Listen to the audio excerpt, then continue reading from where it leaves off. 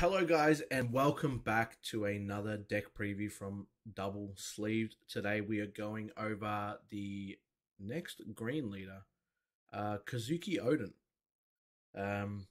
This one was probably the most difficult out of all the ones that I've created so far.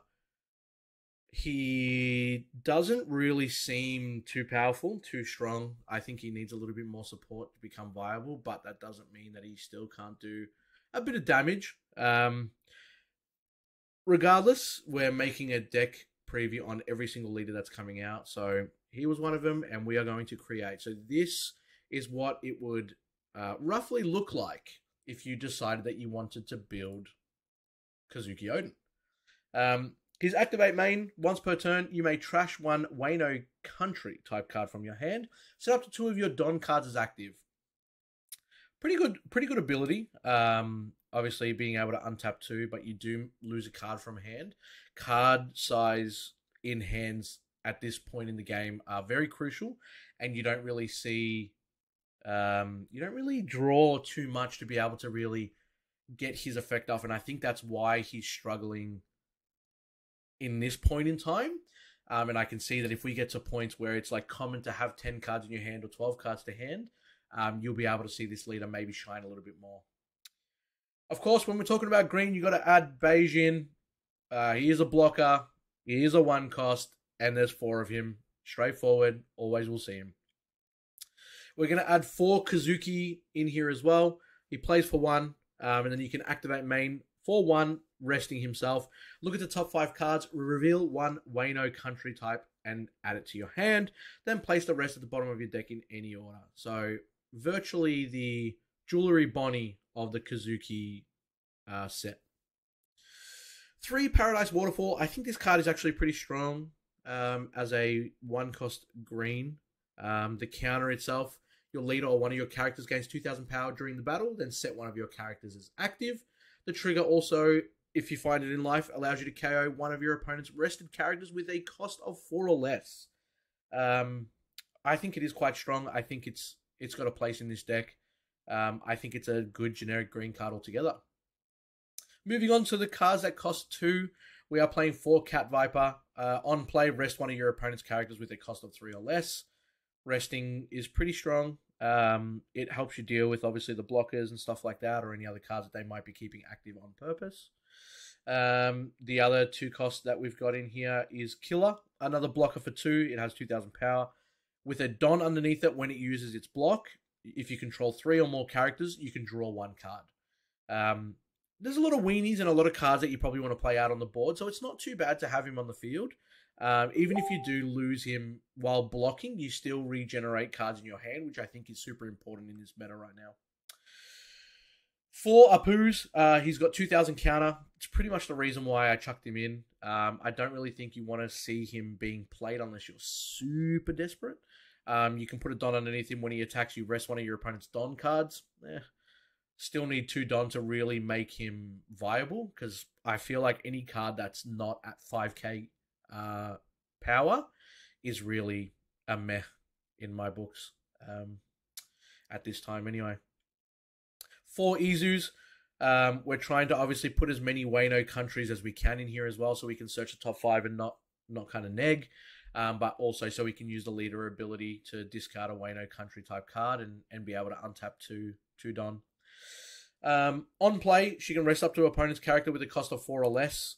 A lot of resting in this deck, which is, I think, is still strong. There's a lot of cards that people do play and a lot of blockers that are so cheap. She also has a 2,000 counter as well if you don't want to play her on the field, which I think is a great mix and match. Okiku as well is at 4. 3 cost for 5k power. A Don underneath when she attacks once per turn. You can rest your opponent's character with a cost of 5 or less. One of the stronger cards in this deck. It doesn't have any counter power for very obvious reasons. Her once per turn is quite strong. Reizo is at 2. When attacking once per turn, if you have 2 or more rested characters, draw 1. I feel like you will probably always have about 3 or 4 cards in your battle area at a time. So Reizo is probably better in this deck than other decks, I would say. So I don't mind him in there. I've still got him at 2. I didn't really want to push him up because I feel like there is other cards that do the job better. For Ashura Doji, 3, sorry. Cost 3 is at 4k power. A Don underneath, so making him 5, making him able to do damage. If your opponent has 2 or more rested characters, this character gains 2000 power. So 7000 swing if you put a Don underneath him. I think is quite strong. Again, we just want battle cards on your side of the field, so then that way we can kind of get effects of other cards as well. Basil Hawkins, very strong card in green. We'll probably see it quite often.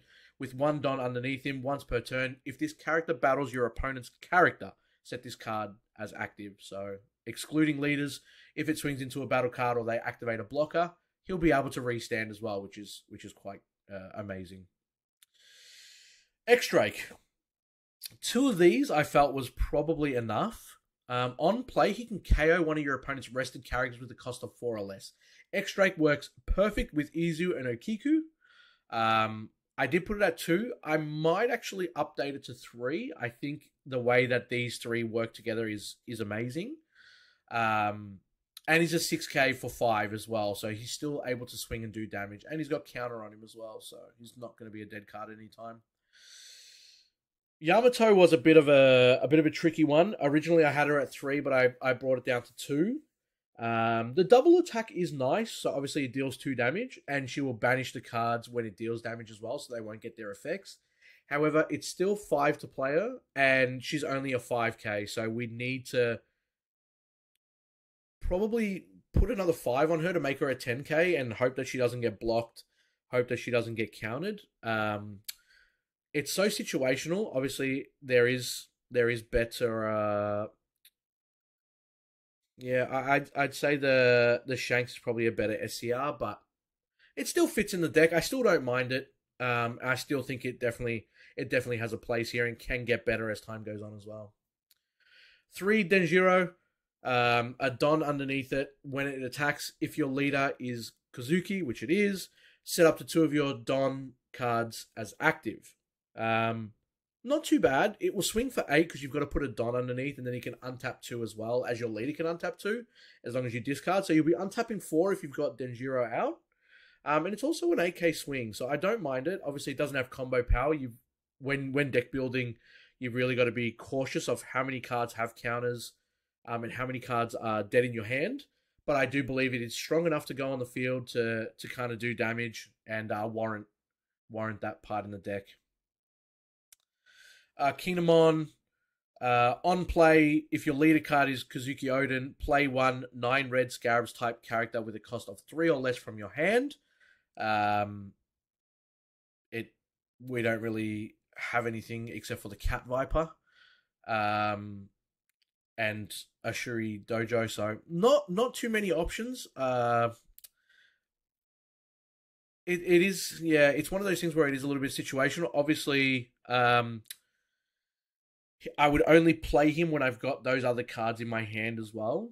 It is a 6 cost for 6k. And then if you put a Don underneath when he's attacking once per turn, you can set one of your 9 red Scarabs types characters with a cost of 3 or less as active again. So, yeah, I mean, you do get the on-play of Cat Viper when you play him as well, so he can rest, he can play. It's not a bad combo. Doji will probably be the one that you want to reset as active.